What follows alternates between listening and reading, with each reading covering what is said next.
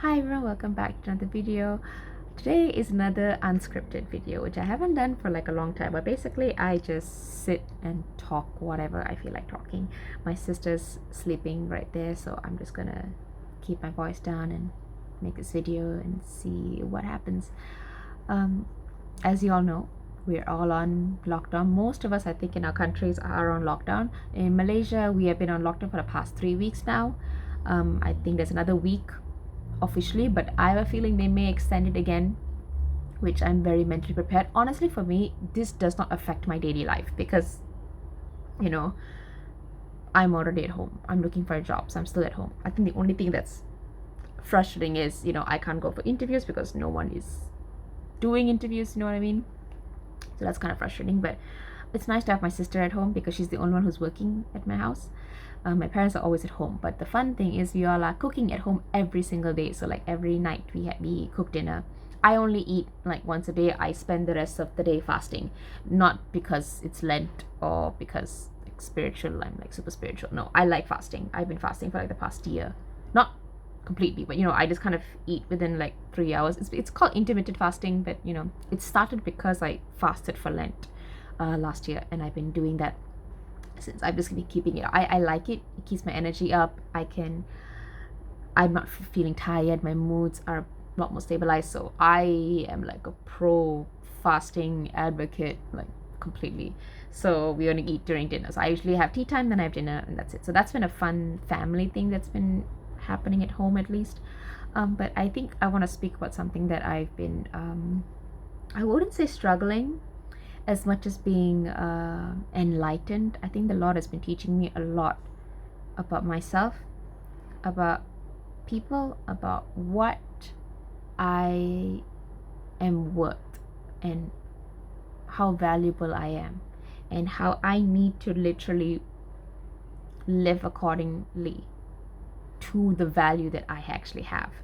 And what I mean by that, this whole quarantine lockdown situation has really taught me about objectivity, or basically neutrality, basically being able to step back, look at a situation, look at something, and view at it completely neutral. Basically, you are not for or against, you are not invested, nor are you detached. In a sense, you are literally viewing it from like a data collection standpoint, and you're thinking, you're kind of taking the facts as you see it and then coming up with a conclusion, and not being so neck deep in a situation where you make excuses, you make inferences that you make inferences like to support your conclusion, if that makes sense, instead of you make your conclusions to support your facts instead of the other way around. You know what I mean? It's like instead of gathering facts and from those facts you make a conclusion, you determine the conclusion first. You want this conclusion and you make the facts fit. That's what I meant.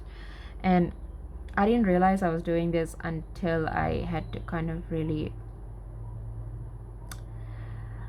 check a few relationships in my life, and I've been off social media for the past a little over 2 months now, because I felt that I was not like healthy in how I was dealing with social media, what I was using social media for, to the point where I just recently deactivated my Facebook, which I would have never thought I would do.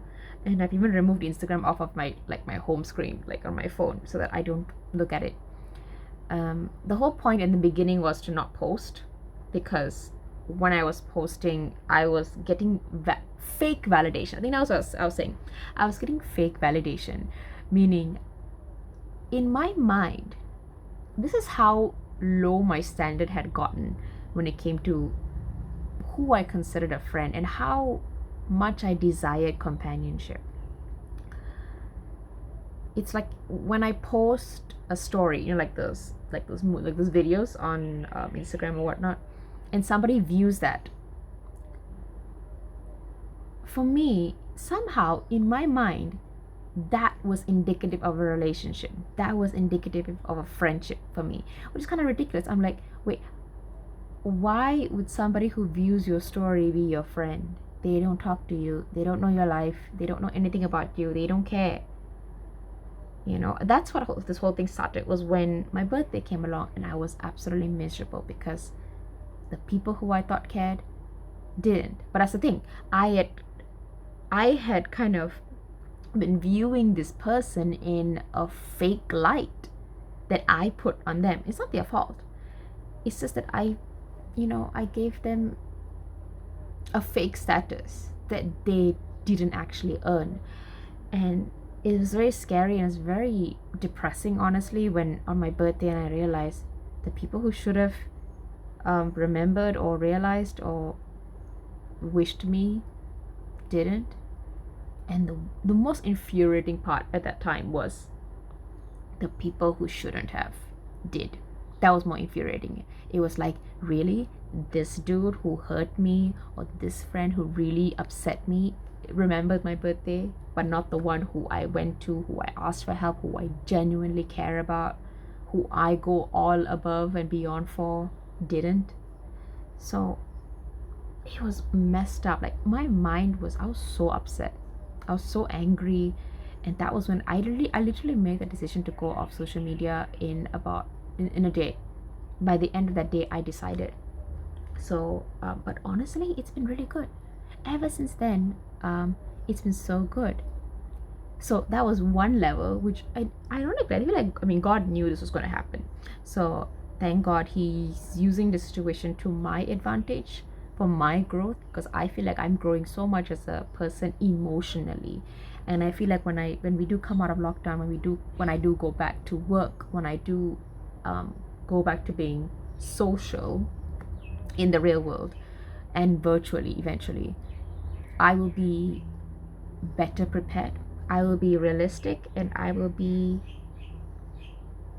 what's the word? I will set my expectations. I think that's my problem. That was my problem. I didn't have expectations. A lot of people say that, oh, you should not have expectations, but that's not what the Bible talks about. We are a faith of expectation. We are a religion that's based on expectation. We expect God, but we don't expect God just because. We expect from God because we believe in the truth. We know there's truth backing up that expectation. Now, if there is something false that's backing up your expectation, that's when you get hurt. If there is truth and you are relying upon truth, there's not going to be disappointment. That's the problem. Expectation's not the problem. It's whether there's truth in under that expectation. And that's when I realized that all my friends, which I now call acquaintances, I now call virtual friends, because they're not really my friends. That's why they weren't wishing me happy birthday. That's why they weren't checking up on me. And when I went off social media, I didn't tell anybody. I just kind of disappeared. I think the only person I told was one of my friends, because she sends me a lot of memes on Facebook, so she has to know. Everybody else kind of just went like, bye. I can probably count on two hands how many people have actually come and asked me. One person actually was genuinely concerned, like, are you okay? Is things okay with you? And I'm like, oh no, it's fine, don't worry, I'm on social media. See, I don't tell anybody. Some people make this grand signing off message first. They're like, oh, I'm deactivating my Facebook, I'm going on social media, bye. I didn't do any of that, because I'm like, that defeats the whole point. I just kind of went off. And it was so scary because no one cared. And that really does mess you up, especially if your world revolves around it. My world didn't revolve around it, but my world revolved around the people. And I desire friends. I desire having a friend group, people like a tribe, you know what I mean? I do want that. And it's very difficult because when you're a Christian, and when you're a Christian that's following Christ and you're very serious, you don't find a lot of mutual friends like that. And that's why it's a struggle, because I am not me if I don't speak about the Lord. And that's the struggle. I have friends who I can kind of hang out with or chit chat about guys with or about work and stuff, but it's those are never fulfilling to me. It's never fulfilling until I can speak about Jesus and not like speak to them or preach to them or like help them or something. It's like sharing, and we're going back and forth, and you're sharing with me what God's doing in your life and I'm sharing what God's doing in my life. We're kind of just sharing and learning and growing from each other. I love that kind of interaction. And I think even in the past when I've tried talking with guys romantically, it's been very difficult because as a woman who's growing in the Lord, it's hard when the guy who you really like and you're hoping can be with you, Christian, okay, Christian, I'm talking about the unbelievers here, Christian guys, and they're just, I don't know where they're in their walk, but all I know is maybe we met at a point and we both clicked because we both understood God and we're growing in that sense. But at some point I kind of just keep growing and growing, and they're just like, oh, okay, see ya. And then I'm just like, hello, come on. And it doesn't happen, and it's so frustrating. So I ended up, I don't know how many friendships I've had to, I wouldn't say give up, but grow out of, because I grew into Christ more. And it's very lonely sometimes. It's very isolating, and it makes you feel like, should I just not? But that's the thing, I can't go backwards. I can't grow backwards. I can't just backslide. I really can't, because when you're growing in Christ, you're growing in the truth. And the truth is something that continually sets you free. It continually is enlightening you. And once you are enlightened, you can't like, I can't just do this and be like, oh, I don't see it. Oh, the light still shines through. Once the light gets in, the light gets in.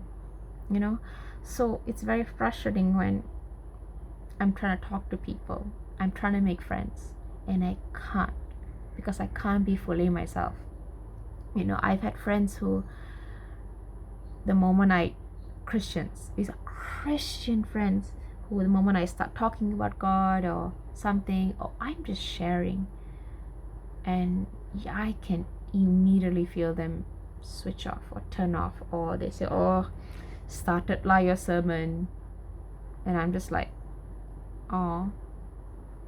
So it does break my heart, because I want to talk about him. I like, that's my favorite thing to talk about. Like, it's kind of ironic because I am a lawyer,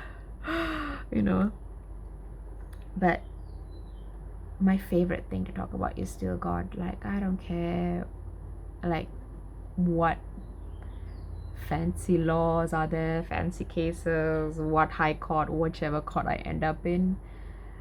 My favorite thing to talk about is Jesus. And I don't get anything, like, I don't get paid to talk about Jesus, absolutely not. But I love it so much, and that's why this YouTube channel has brought so much joy to me, because I can express myself, express my love for Christ. And there are people out there who are like me, who love the Lord and love hearing about the Lord and can actually receive from me. And I'm growing from your comments. Like, I love reading your comments. It really speaks to me too, and I just love that interaction. And yeah, so when it comes to meeting friends, I don't have many. So I already don't have many friends, and then when you combine that with this quarantine and no one is to be found, it's like, hello friends, hello. And they just disappeared. And so I've had to learn to take a step back and view them objectively, and really evaluate the relationship, evaluate the friendships, and think, like, I invest in my relationships. The people who are close to me, I invest in them. I'm praying for them, I love them, I check up on them, and when they have a problem, I'm there, and I think this is a reasonable expectation to treat how you love to be treated. If you are loving the treatment that I'm giving you, it should be a flow back. You know what I mean? Like, a relationship is supposed to be like a dance. You flow. If one was just standing there and you're just dancing around them, that's weird. Like, something's wrong. You know? It's supposed to be a dance. You move and you respond and you give and you take and yeah. But that's what was missing. And it's funny how when I took a step back and reserved my energy, reserved my efforts, and I realized, oh, I'm not as tired. Why am I not as tired? And I realized, oh, it's because you were putting your investment and your energy and your resources into something that wasn't giving anything back. Who was very content in taking and taking and taking. And even though you spoke up and you mentioned, hey, I would like something. And they kind of just go, and walked right along. And that's the reality of a few of my friendships where, I wouldn't be so upset if I didn't say anything. But what do you do when you literally communicate the kindest way possible and they still ignore that, hey, I need this from you in order for our friendship to work? And it's that feeling of being taken for granted. It's that feeling of them knowing, I know you love me a lot, so you're going to do whatever it takes to keep me. Like, I know you can't live without me, so you're going to keep trying. And I'm just like, what? Wait, no. And so I've had to use these few weeks to really kind of evaluate my emotions. I've not been dealing with my emotions, and it wasn't until last night when I was praying and I ended up crying and telling the Lord about how I was feeling. And I think my main feeling is I want justice. Like, I felt like I wasted so much, and for what? Like, I believe God can change people. I don't believe I can change people, but I know God can. But it came to a point when I was saying, God, I don't even know if I want you to change them. Like, how hurt do you have to be like, God, even if you do change them, I don't know whether I can not accept it, but give back again. So that's been a struggle. I'm still struggling with it. Honestly, I feel like I'm just, it's tough. But I think the good thing out of all this is that God has been rewiring me in helping me understand, hey, this is what you are worth. You are worth somebody's time. You are worth somebody's effort. You are worth being treated well. You are worth being loved lavishly. And I think before, I used to be so afraid of that. I used to be so afraid, ashamed to being loved loudly. I am such a person like that, where if I love you, I go above and beyond. I have no limit in my mind, like, at all. If there is a limit, I break that limit. I always kind of keep topping myself. There's no limit. But when it comes to getting it back, I don't seem to get that. I don't get what I give, or at least so I seem. But then again, I'm saying this from a human perspective, but it's ironic. But I may not get back from people what I give to them, but I know for a fact I get more from the Lord than from people, which is very interesting. These people who are taking from people like me and from others, I'm sure, they are not growing in the Lord. Like, they're not receiving from the Lord. But somebody like me, who's not receiving anything from people, but I'm giving to them, I'm receiving things from the Lord. So if I'm thinking honestly, I never thought about it like right now, but I think that's better. I think that's more worth it, because that's a great deal. You're giving your best to people who are not grateful, who will not return it back, who do not care, and your reward is you get from the Lord, who is perfect, and his gifts are perfect. Like, if you contrast that with people, their reward is what man can give. My reward is from the Lord. So see, it's very easy to kind of go into that ungrateful state, which I just realized I kind of was. But it's the emotional part that hurts. I am doing better, but it is still tough. But I think the whole part about being loved by the Lord, and what does that mean? And salvation itself is the greatest love story of all time. Salvation itself is so good. Being enlightened by the truth of the word is already so good. When I think about the blessings that I have, it all comes down to truth. I am most grateful for the truth that God has revealed to me. I am so grateful to that more than anything else, more than what he can give me in physical matter. He has given me more spiritually than most. Sometimes it's very hard. I do have sometimes issues with comparison. I compare myself with people, especially non-Christians, who are succeeding, who are doing well, who they're getting this and they're getting that. But then I step back and I have to remind myself, you have the Lord. And God is not just God. He's not like just Almighty God. He's my friend. And I know he's my friend because he talks to me.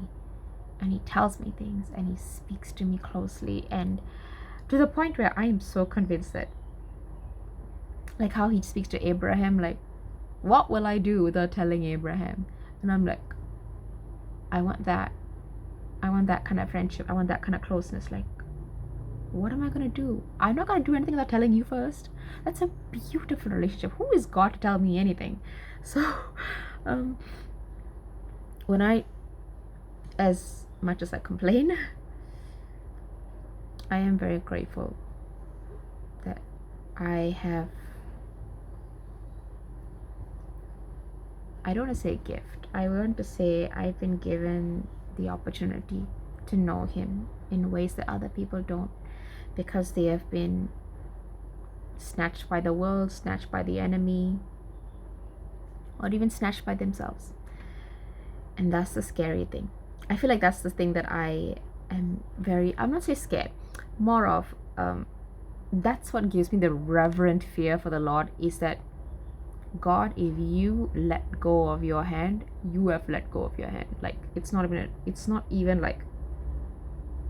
not like, when you're holding somebody's hand and they let go and then they kind of, you do this, like, you're still holding, the pinky, you're still holding. When God lets go, like, he lets go, and that's like, it's very easy for me to compare what I don't have in the physical right now. But I know for a fact,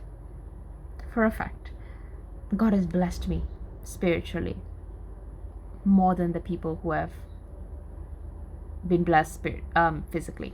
So that's when people are very envious, or they I'm talking about envy, and I'm still struggling with it, so keep in mind that there's no hypocrisy. I'm very clear that my issues are real.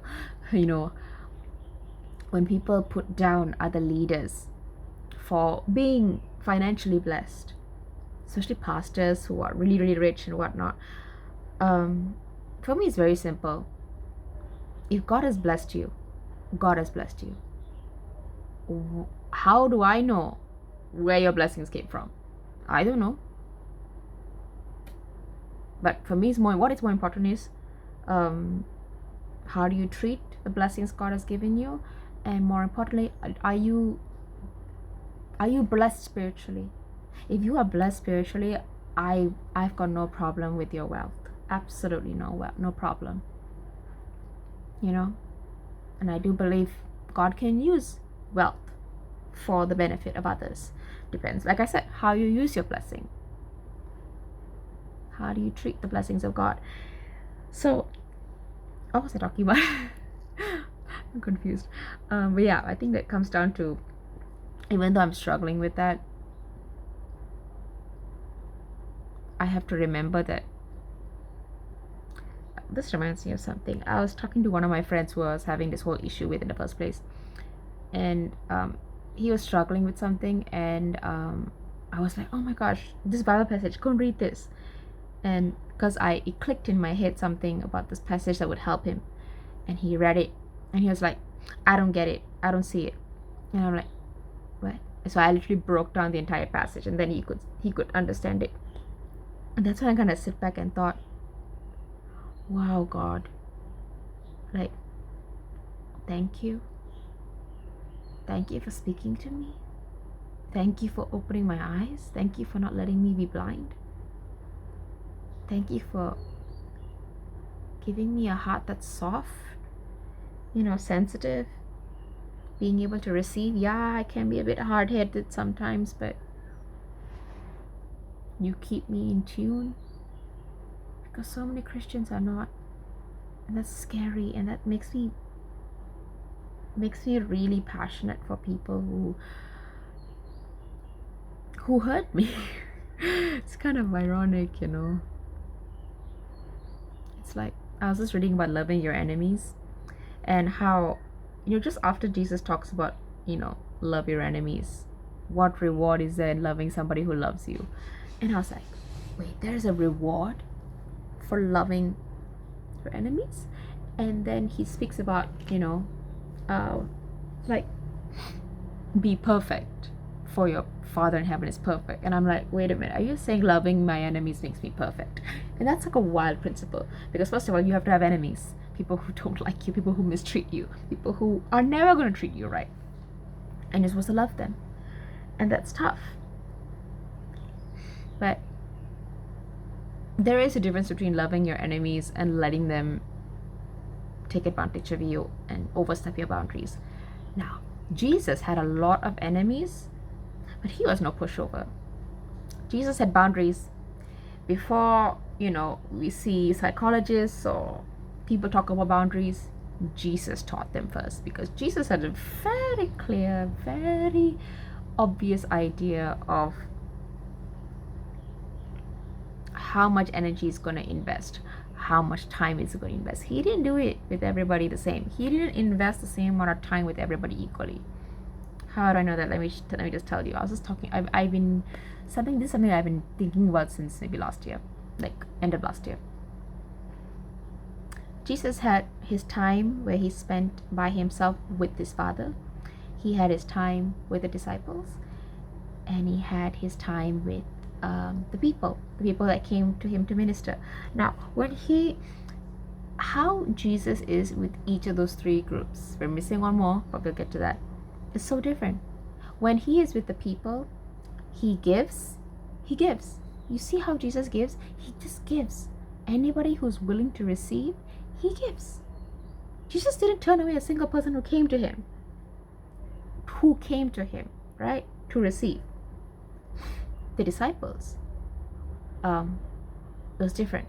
He went a step further. He didn't just, give them the miracles and the signs and the amazing stuff, which is awesome, but he valued the disciples more, to give them something deeper than signs and miracles, teaching. And he taught them, he trained them, he discipled them. And then, of course, the Father, and that's where he was the most intimate with, the most personal, the most raw. He didn't give all of that simply to anybody. And that's why, even within the disciples, there was an inner circle. There were three of them who were even closer to Jesus, and they literally were with him during the transfiguration and everything. They saw him in a deeper level. The others didn't. And then we haven't talked about the Pharisees, the Sadducees, or even the people from his hometown. What did Jesus do when they didn't want to receive them? And also, if you think about it, what did Jesus do when when he instructed the disciples when they go out to do their thing, when some place doesn't receive them, wipe the dust off and we'll move on. Jesus didn't spend time convincing them. Isn't that amazing? And yet we don't practice that. Like, as people, we beg people, we bribe people, we manipulate people, we do all kinds of things just to get them to stay. But Jesus, no, he's like, if they don't receive the message, they didn't reject you, they rejected me. So don't waste your time, get up, go. There will be somebody to receive you. And it's a beautiful picture. Like, Jesus knew when to give, when to pull back. He's like, I'm not gonna put my energy there. What's the point? You guys don't receive it. Okay, good night, moving on. So wise in how he dealt with his energy, how he dealt with his effort, and if you must think about this, how Jesus operated is how God the Father operated. He didn't do a single thing that the Father did not tell him to do, and what he did not see his Father do. So it's so crazy to think that if you don't want God and you're really adamant about not wanting God, he'll give you what you want. And that's scary. That is scary. I pray that I'm so thankful for the times that God didn't give me what I wanted. I'm sure you have had that feeling too, where it's like, thank you, because if I got that, I would have been messed up. I had no idea what I wanted. You know what I mean? But yeah, I think, what was I talking about? Okay, I think my whole point is Jesus had boundaries, and so I had to learn too. And it has helped me so much. It has helped me not be so stressed out and angry. I'm upset about one thing at the moment now, so pray for me. But I have been a lot better in asserting my boundaries, saying, hey, this is not acceptable to me. And boundaries are basically just teaching you how to work this relationship. Everybody should have boundaries. If two people are in a relationship or friendship, whatever, they both need to have boundaries and work along them. And that's how you teach people to treat each other. So you know how to treat you, and they know how to treat you too. So yeah, we're both helping one another. So I'm sorry, I'm itching my nose so much. When I talk a lot, my nose gets itchy. It's very weird. It's in my family, apparently. My mom and my sister both have that. So so yeah, I have been learning about boundaries a lot, which has been good.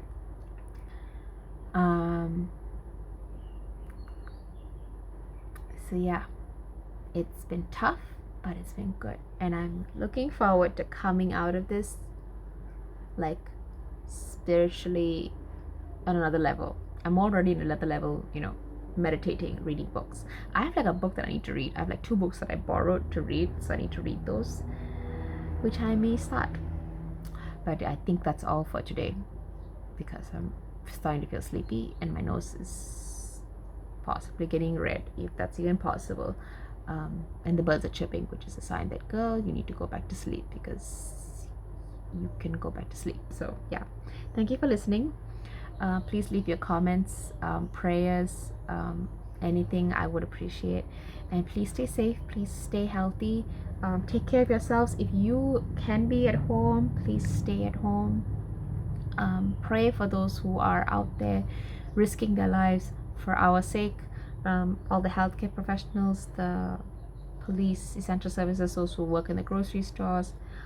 Pray for our leaders to make the right decisions wisely for the sake of their people and not for the sake of politics, because guys, politics is not going to help if they're people who are in need.